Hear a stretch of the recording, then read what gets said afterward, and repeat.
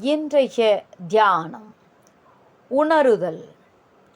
கடவுளை தேடி திரியாதே, நெஞ்சத்தினுள், ஆம் உன் உள்ளத்தினுள் அவர் வீற்றிருப்பதை உணர்ந்து கொண்டிரு. பக்கத்தில் படுத்துறங்கிய தாயின் மீது வேற்றார் உடையை போட்டு யாரோ மூடிவிட்டார்கள்.